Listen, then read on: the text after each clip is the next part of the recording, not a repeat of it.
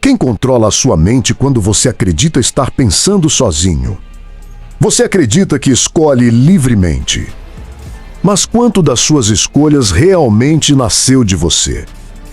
Grande parte das nossas decisões e interações segue padrões que passam despercebidos para a maioria.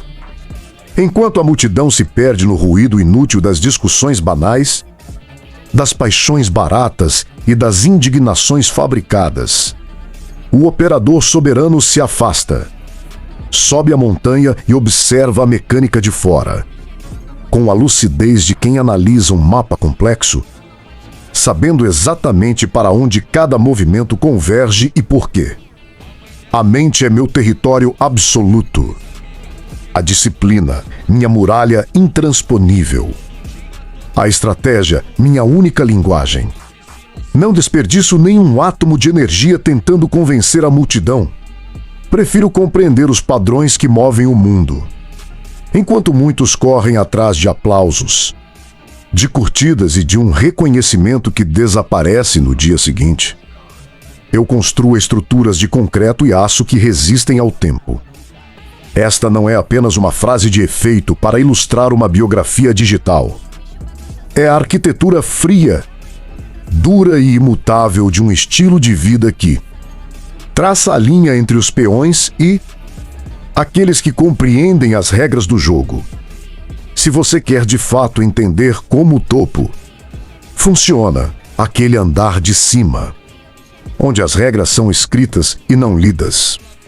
Apague imediatamente tudo o que te ensinaram sobre força bruta, agressividade descontrolada ou arrogância. O verdadeiro domínio não grita.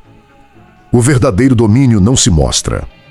O observador astuto fica parado, silencioso e foca apenas nas anomalias, nas rachaduras e nas falhas na engrenagem biológica de cada ambiente ao seu redor.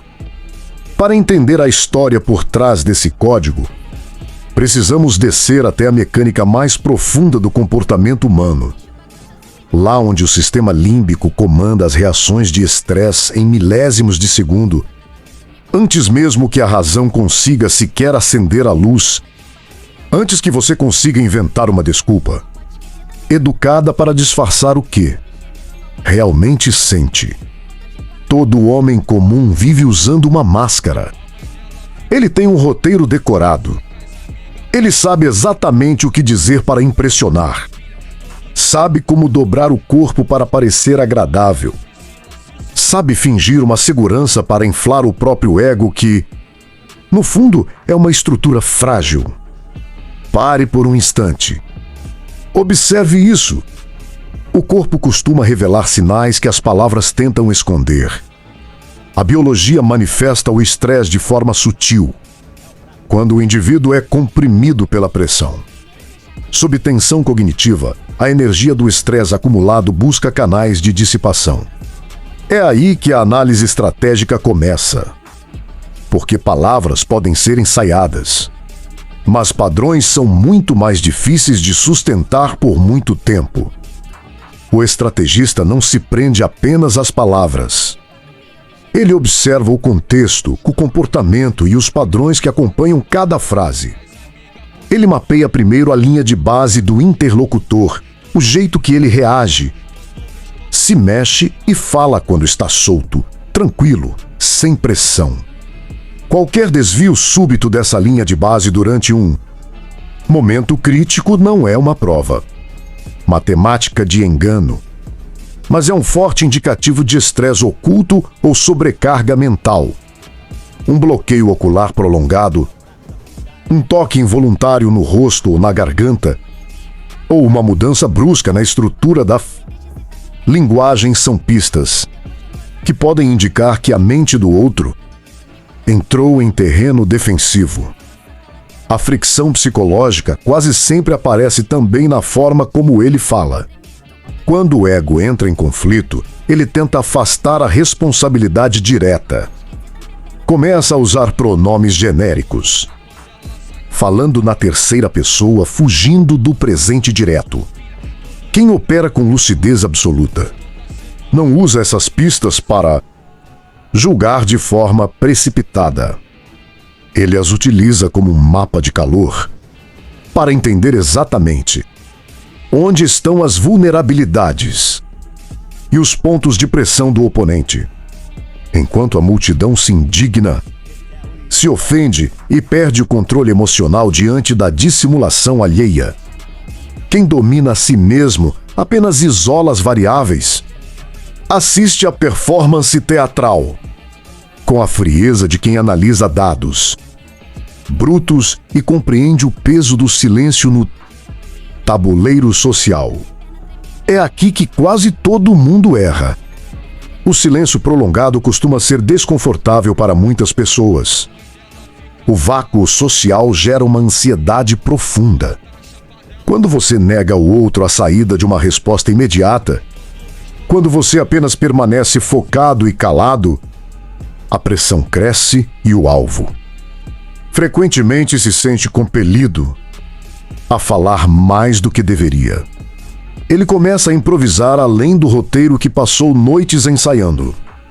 Tenta preencher o vazio e, sem perceber, entrega dados cruciais que revelam suas reais intenções.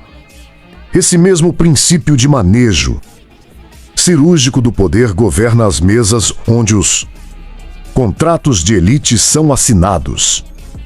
No teatro dos homens, quem entra precisando desesperadamente do sim, já entra vulnerável, condicionado a pagar o preço que a outra parte decidir impor. O maior superpoder estratégico dentro de uma negociação complexa não é a capacidade de persuasão. É a disposição genuína de levantar da cadeira, virar as costas e ir embora se as condições violarem sua razão.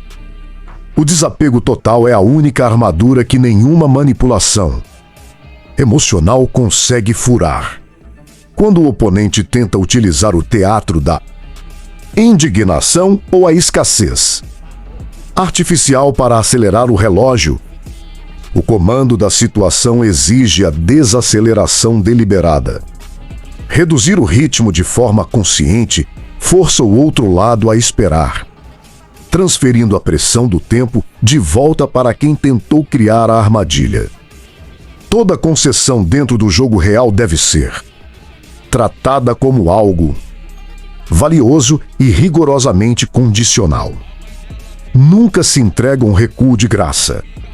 Cada passo atrás exige uma contrapartida que valide o peso do seu movimento, neutralizando o remorso pós-acordo e protegendo a estrutura que realmente importa. O palco pertence aos vaidosos. O tabuleiro pertence aos lúcidos. Agora começa a parte que realmente importa. Para manter essa postura diante do caos externo, a paisagem interna precisa ser uma fortaleza inexpugnável. A maioria das pessoas opera com um sistema de defesa desregulado, enxergando ameaças existenciais em cada detalhe mundano ou em cada expectativa não atendida. Elas flutuam entre extremos rígidos de idealização e desvalorização absoluta, porque não possuem contorno interno para suportar as ambiguidades da vida. Elas buscam no conflito e na intensidade barulhenta uma falsa sensação de realidade, pois sua autoimagem é instável e dependente da validação de terceiros. O operador soberano compreende a lógica emocional por trás dessas reações, mas recusa-se a ser arrastado pela tempestade alheia. Ele sabe que a raiva intensa do outro é, na maioria das vezes, apenas uma armadura desajeitada para esconder o medo ou a fragilidade. Diante da explosão emotiva, ele ativa seus protocolos de pausa, estabelecendo contornos saudáveis que preservam a racionalidade da estrutura. Ele distribui o peso da sua existência em múltiplas colunas independentes.